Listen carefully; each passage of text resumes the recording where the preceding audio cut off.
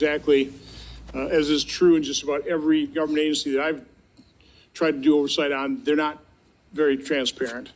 But the FAA, and then finally the airlines and their maintenance crews and the pilots. Can you just kind of talk the way through that, you know, even if Boeing doesn't reach perfection, you know, there are other steps beyond that to try and catch errors. So go through that process, please. I'll start. I'll turn it over to Howard. Alaska was a manufacturing defect. It created an unsafe airplane. Perfection is what our job is, and it has to be absolute. We inspected every airplane that has that plug quickly.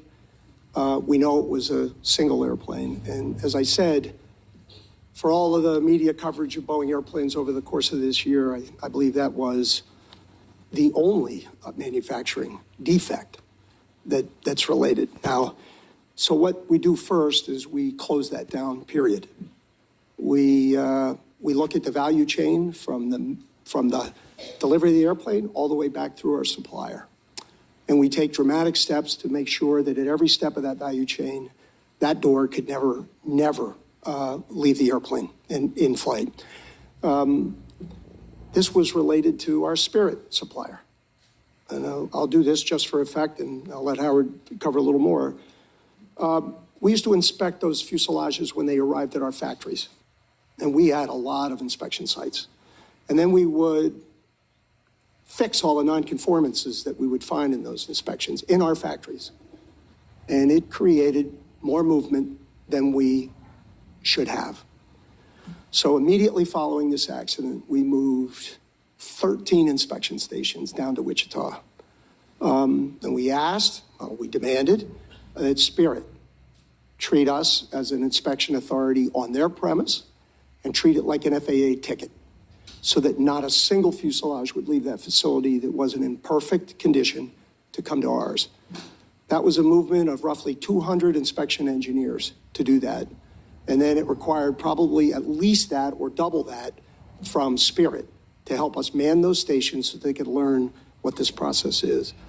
So I say that just because that's how big this effort has been for us, and that is how we've done it. And we have then sent that message to every supplier with respect to perfection of the products that they deliver to us so that they can move through our line in regular order.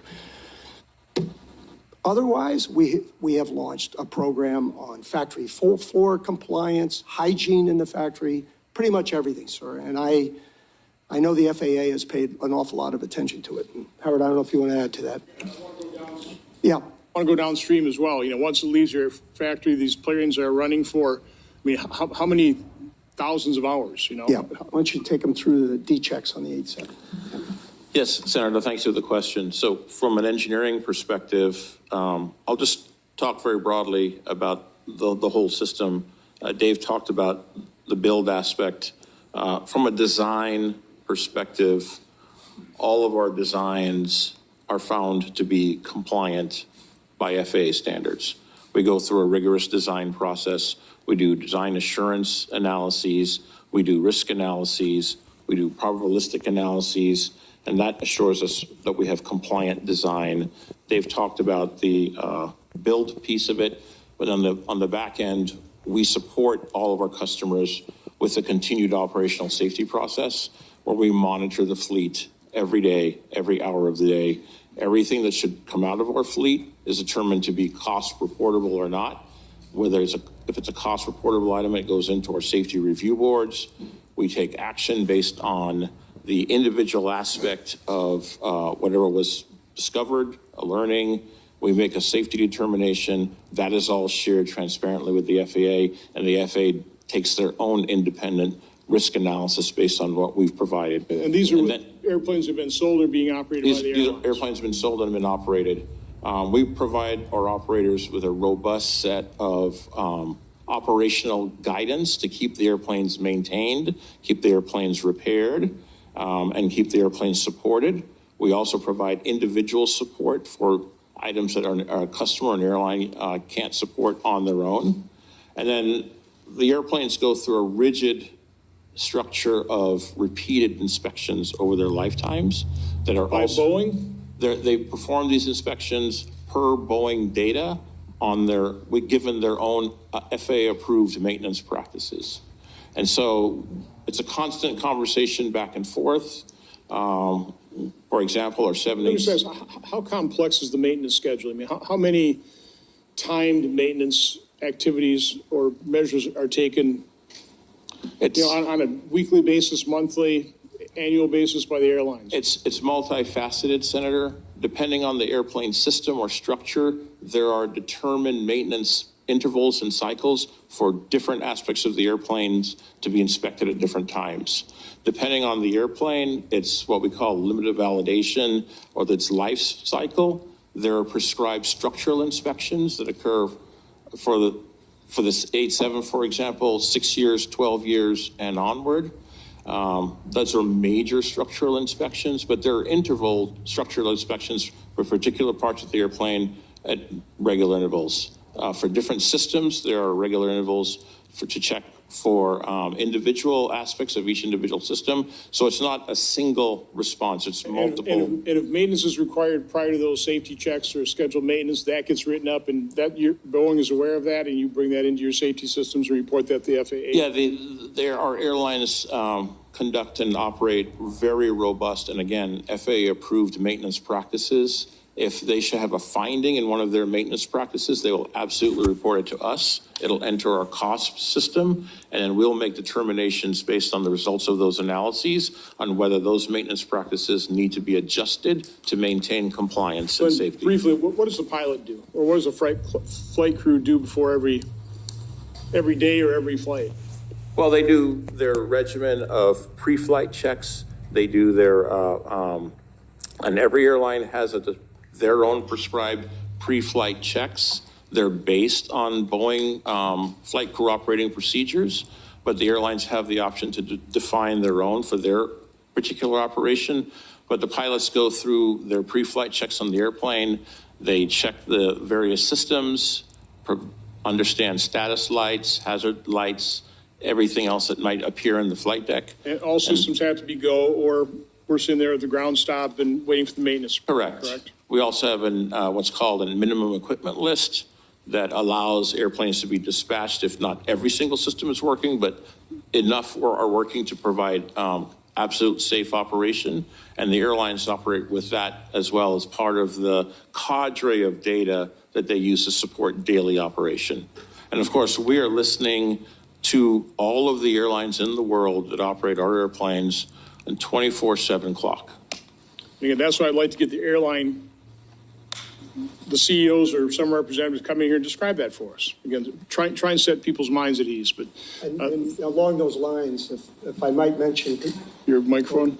along those lines, if I might mention relative to the 87, the structural reviews that Howard referred to, 6 years, 12 years, many of those airplanes have been through those reviews. And we have not had an airplane that has had a better structural integrity than those airplanes as they move through their perfect You're record. saying Pretty much a perfect record. The 787 you're saying? 787, Okay. yeah. Thank you, Mr. Chairman. Senator Hawley. Thank you, Mr. Chairman. Mr. Calhoun, just to come back to you, isn't a big part of the story not just what's happened at Boeing in the last year or two, but what's happened over the last 20, what the C-suite has done to this company? Let me give you an example. This is from the Atlantic magazine last month. For nearly 40 years, the company, Boeing, built the 737 fuselage itself in the same plant that turned out its B-29 and B-52 bombers. In 2005, it sold this facility to a private investment firm. Offloading, Boeing called it.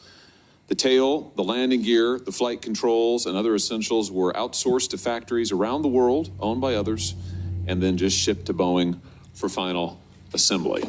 Mr. Chairman, I'd like to, with consent, have this article, Boeing in the Dark Age of American Manufacturing. Without objection. You now have at least 600 direct suppliers worldwide. Who knows how many subcontractors? You've got 35 direct suppliers in China alone. I mean, hasn't this really been the hollowing out of Boeing?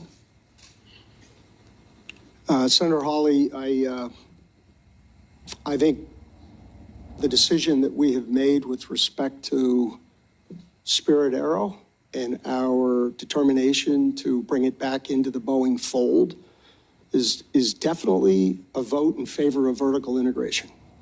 That's one. I can't comment on all the ones of the past. And we have not had the number of issues in those that we are currently dealing with respect to our fuselage. So But I don't- can't rewrite wait a minute, history, wait but a I minute, wait a minute, can wait a take minute. You're in action charge of forward. you're in charge of the company. I'm just asking you. You're in charge of a company. You're getting paid $33 million a year. You're in charge of a company that has systematically, over decades now, shipped out its jobs, shipped out its production. Over the last decade, while you've either been in charge as CEO or on the board, stock prices have rose 600% at Boeing. You've, in fact, done $59 billion in returning cash to shareholders, $20 billion of that in dividends, $39 billion of that in stock buyback. Some people are doing great here. I'm just wondering, given the fact that your airplanes are falling out of the sky, do you think that any of that has to do with the fact that you really don't make that much anymore in this country or in-house? I mean, hasn't it been a mistake to hollow out the company and ship your production and your manufacturing and your know-how to other places around the world instead of doing it yourself, the American engineers, American workers? Senator Hawley, I think I read an annual report going all the way back to the introduction of the 747, which highlighted the fact that 65% of that airplane would be sourced by U.S. manufacturers here and there. And the other thing I do know that since 2015, again, I don't have all that history, but before that, we have actually brought more work to the U.S. than we have taken out of the U.S.